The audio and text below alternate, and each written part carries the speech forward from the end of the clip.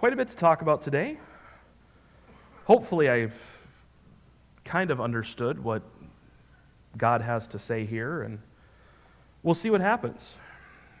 But if you weren't with us last week, did we get the sermon video posted? Awesome. It is up and it's ready to go. So if you weren't with us last week, as a continuation of this series, last week's sermon really goes into this week. So if you missed last week, I do encourage you to go back and watch last week. I'm going to do a really quick recap here in just a moment, but I can't possibly go over all the details, so definitely go back to last week's message and check that out. So to give a very quick review of last week's message, since that flows into what I'm going to talk about today, excuse me, Jesus was talking about how he did not come to abolish the law and the prophets. The law and the prophets refers to the Hebrew Bible, or to us, the Old Testament. And of course, that statement, he did not come to abolish the law and the prophets, causes us some confusion. If he didn't come to abolish the law and the prophets, does that mean that we're supposed to continue following all of the laws that have been written? Do we continue to follow all the food purity laws of the Old Testament? Do we follow the ritual cleansing laws of the Old Testament? Do we need to keep doing all of that? And if so, then this statement right here that Jesus makes contradicts basically the rest of the New Testament. So it's not that. It's not Jesus saying we have to continue to strictly abide by the law. The best way for us to understand this fulfillment of the law section, verses 17 through 20 of chapter 5, is to look at that last verse, verse 20, as a lead-in to the rest of chapter 5. Verse 20 says this, "For I tell you that unless your righteousness surpasses that of the Pharisees and the teachers of the law, you will certainly not enter the kingdom of heaven." Jesus is establishing a new way of life for his disciples. Remember, this section is addressed to the disciples, addressed to followers of Jesus Christ. So for the Pharisees and the teachers of the law, their righteousness really only needs to go as far as the letter of the law. It only needs to go to about here. But for followers of Jesus, our righteousness must go far beyond that. Must go beyond the basics of the law. The Pharisees can go to about here, but we're required to go up here with our righteousness. And now what follows in the rest of chapter 5 is a bunch of examples of how we're supposed to act in order to supersede that righteousness of the Pharisees and the Sadducees and the teachers of the law and the scribes. I mentioned before, this section is tough. This whole teaching in the Sermon on the Mount is really quite tough. And what's really difficult about this is as you start to study this and really read and dig deep into what commentators have to say about it, there's a lot of disagreement on what Jesus really means here. There's a lot of different ideas as to what Jesus means here. You know, are these things that we're really supposed to live up to? And if we fail, does that mean we're not saved since we haven't surpassed the righteousness of the Pharisees? Is Jesus being completely literal here? Am I really supposed to gouge out my eye if it sins against me? Does he mean that literally? Is Jesus only being figurative? I mean, clearly I'm not going to cut off my hand if it causes me to stumble. Is this just a new list of legal demands? Do this, do this, do this, and you guys are good to go? Or is there still room for grace? So we're going to go through each of these you have heard it said statements. We're going to go through a few of them today. We're going to go through a few more next week. I was planning on doing it all today, but we'd be here till like 1 o'clock if that was the case, because there's just not enough time to go through quite all of that. So verse 21, murder. "You have heard that it was said to the people long ago, 'You shall not murder,' and anyone who murders will be subject to judgment." One thing to point out here as we come into this particular part, there is an Old Testament difference between killing and murder. You may have heard this before. The command in Exodus, as was translated in the King James 400 years ago, was translated, "Thou shalt not kill." It was translated as "kill," which is actually a bad translation of the original Hebrew. And it's continued into some translations today. And it's bad because it can cause confusion with the basic understanding of that commandment. The way it should be translated, and it is in most modern translations, "You shall not murder." Now, that seems like a subtle difference, right? I think that doesn't seem like a lot. But the argument here is that there is a difference between justified killing and unjustified killing or murder in the Old Testament. Justified killing would be something along the lines of killing someone in a God-ordained war or a God-ordained battle. Unjustified killing is randomly killing someone for no good reason. And no, somebody walking slowly in front of you in the store is not justifiable. I wish it were some days, but it's not. Now remember, I might repeat myself a lot today, but something that's so important to remember as we go through this is Jesus is talking to his disciples. He's telling them, he's telling us that our righteousness must be greater than that of the Pharisees. So to the Pharisees, to the scribes, to the teachers of the law, to the Sadducees, don't murder. Okay, that's actually a pretty easy thing to do when you think about it. I'm guessing most of us have probably not murdered anyone, certainly not by an Old Testament definition. If you have, I don't want to know about it. But now Jesus comes in and says in verse 22, "But I tell you that anyone who is angry with a brother or sister will be subject to judgment. Again, anyone who says to a brother or sister, 'Raka,' is answerable to the court, and anyone who says, 'You fool,' will be in danger of the fire of hell." To murder is to be subject to judgment. The earthly judgment for murder in the Old Testament is death. I often think, you guys know who Ron White is? He's a comedian. He was with Blue Collar Comedy Tour like 20 years ago. Well, if you ever watched any of his other stuff, don't, because it's really dirty. But if you ever did, he's got one of those skits where he goes, "I'm from Texas, and if you kill someone in Texas, we will kill you back." And of course the crowd's like, "Yay, killing people, that's awesome." But that's basically the Old Testament thing, is if you murder somebody, you get murdered back, right? You get killed back is essentially what it is. This is Old Testament. This is Mosaic law. That's the earthly judgment. The eternal judgment is eternal separation from God. To be angry with a brother or sister is to be subject to judgment. Is it the same judgment as murder? Well, Jesus does use the same wording here. Anyone who says to a brother or sister, "Raka," is answerable to the court. Well, how is someone judged? Generally, someone's judged by a court, right? To call them a fool, to think they are a stupid idiot, to have contempt for someone, to do this puts someone in danger of the fire of hell. These things, anger, hate, thinking someone is a fool or an idiot, these would be considered what George Orwell coined in the novel 1984. They'd be considered thought crime. These are kind of crimes of thought, crimes of the heart is what we're talking about. Can an earthly court prove that you're angry at someone? Not likely. I mean, maybe there's some video of you, whatever. I don't know what that was, but an earthly court is not likely going to be able to convict you of being angry at someone, because that's something that's inside of us. Who does recognize these things, though? These feelings, these thoughts? It's God. Of course, it's God recognizes these things. God knows our heart. I want you to notice something else here, though. Jesus says, if you murder, if you hate someone, you are subject to judgment. You are answerable to the court. You are in danger of the fire of hell. Jesus doesn't say it's automatically going to happen. But there is danger in this kind of thought. I'm going to skip a couple verses now, and I'm going to try to come back because I want this next section on adultery. I think the root of the problem is the same problem Jesus addresses in our murder section. So verses 27 and 28 say this: "You have heard that it was said, 'You shall not commit adultery,' but I tell you that anyone who looks at a woman lustfully has already committed adultery with her in his heart." To define adultery here is when a married woman has sexual relations with a man that isn't her husband. They're both guilty of adultery in that scenario, but it's really the fact that it's a married woman in this situation. Now, I know what some of you are thinking. If that's adultery, there's a lot of things that aren't covered in that, aren't there? Yes! I'm not married. She's not married. Yeah! No.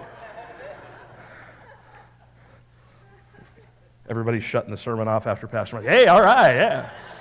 He said we can do whatever if we're not married, so let's just keep going. No. Because there's another category in the Old Testament called fornication, which is another area of sexual sin, and that forbids some of those things that you guys were just thinking, right? You dirty, dirty people. Again, though, this whole thing we're talking about here is Jesus saying you need to live up to a higher standard. The statement here equates lust with adultery. So what is or isn't lust? Well, to recognize the physical beauty in someone is not lust. Okay, think about for a second when you first met your husband or your wife, first met your boyfriend or your girlfriend, I bet at least one of the things you noticed about them was that they were kind of good looking, right? Now, I hope you still feel that way about them 20, 30, 40 years later, but I bet one of the first things you noticed was their physical attractiveness. All right, I'm going to pause now. Go ahead and make your silly comments to your spouse. Now say you love them. Okay, we're good. So that is not considered lust. Lust is when you only notice the physical attractiveness of someone. Lust is when you fail to recognize anything else about that person. What kind of music do they like? What kind of movies do they watch? What is their favorite food? Where are they from? What do they do for work? When those things don't matter, you just notice the physical attractiveness. That is lust. Lust recognizes just the physical beauty of someone and desires to use that person. Here's kind of the key. It desires to use that person for that one aspect of who they are. Now, to tie in with the murder thing from a little bit ago, when someone makes a mistake or we make a judgment about someone without knowing them, we think they're stupid, we think they're a fool, we think they're an idiot, we are angry at them for something they did.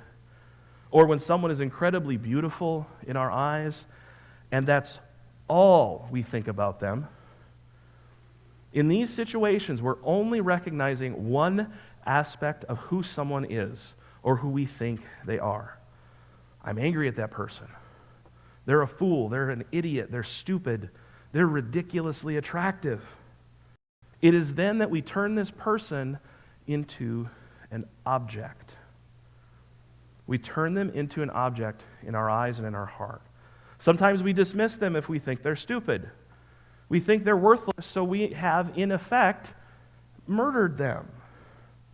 Sometimes we'll use them if we think they can offer us something. We see them for what benefit I can receive from them. But whatever it is, we are minimizing that person to one part of their character, just one minute aspect of who they are. And when we do that, we take the humanity away from them. We no longer see them as someone made in God's image.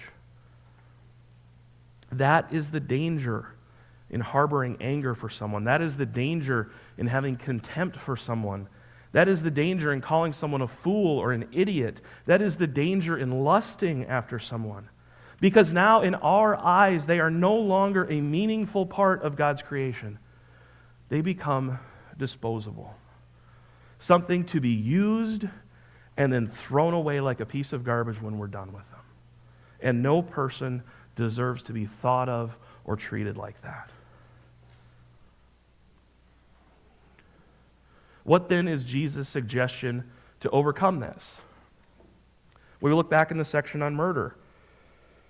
Verses 23 and 24 say, "Therefore, if you are offering your gift at the altar, and there remember that your brother or sister has something against you, leave your gift there in front of the altar.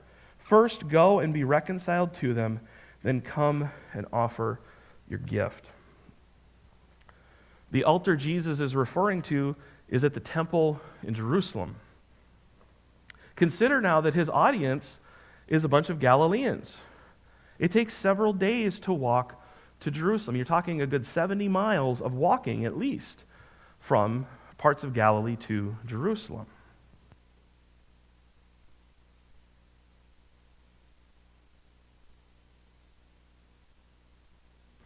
Jesus is suggesting here that if you are in Jerusalem, and at that moment recall that someone has something against you, drop everything and walk back home before you present your offering.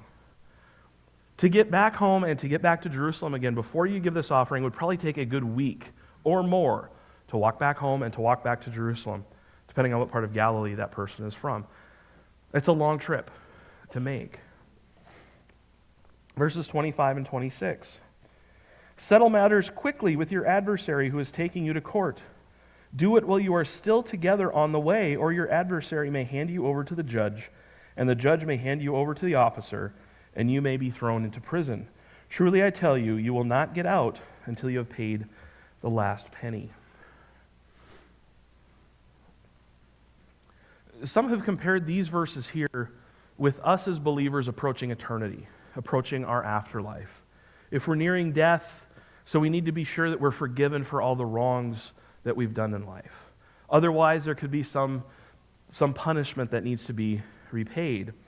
I saw it suggested in one area that this could be the Roman Catholic basis for the idea of purgatory, a place where people go after they die, but before they go to heaven, where they pay for their earthly sins, so they are purged of those sins. Personally, I don't see that here. If I was Catholic, maybe I would, but I'm not Catholic. But I don't see that here myself. What I believe Jesus is saying in these two parts, in verses 23 through 26, is that we are to try and reconcile our earthly relationships. That person, maybe you work with them, maybe you know them from school, but that person that you think is an idiot, go talk to them. Get to know them. Find out there's a lot more to that person. And maybe they aren't really so much of the idiot you think they are.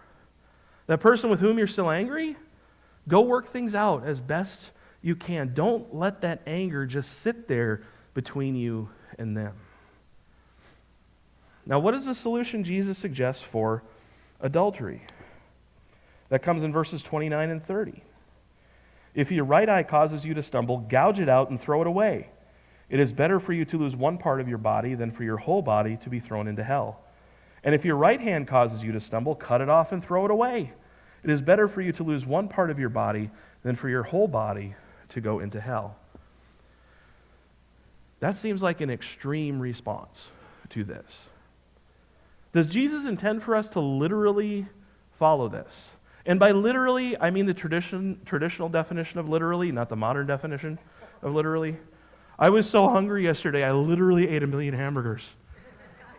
My head literally exploded when I saw the dictionary literally define literally as figuratively.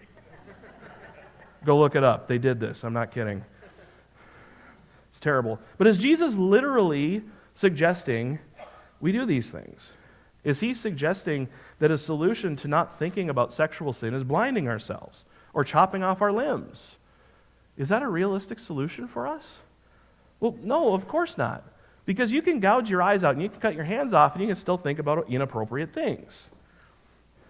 Again, our righteousness needs to surpass that of the Pharisees and the teachers of the law.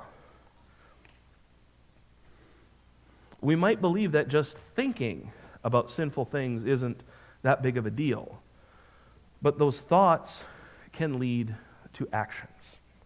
And that's what Jesus is trying to keep us from in these first couple sections that we've read about so far.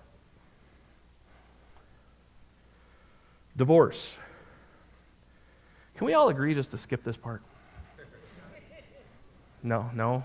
Let's talk about it. Yeah, we need to go through it. It's just 2 verses. It can't be that difficult, right? Verses 31 and 32.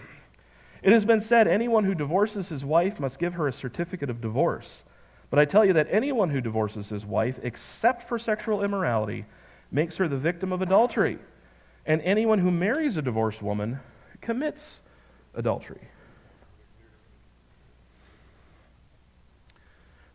Unfortunately, that's the attitude that's caused a lot of problems over the centuries. According to the New Testament, the only valid reason for a divorce is mentioned in Matthew right here and again in chapter 19. And that reason is if someone is unfaithful to their spouse, literally has cheated on them, had sexual relations with someone else, that's it. No other valid reason can be found in the New Testament. And I think the church in its history has gotten into some trouble with this interpretation.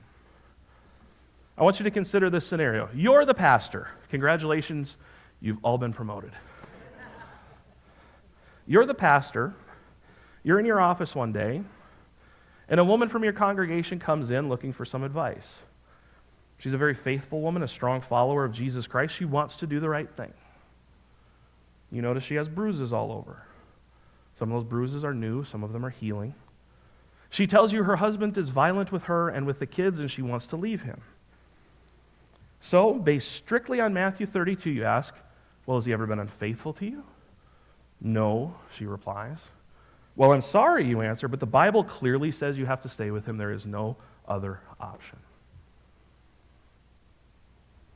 Is that really what Jesus intends here?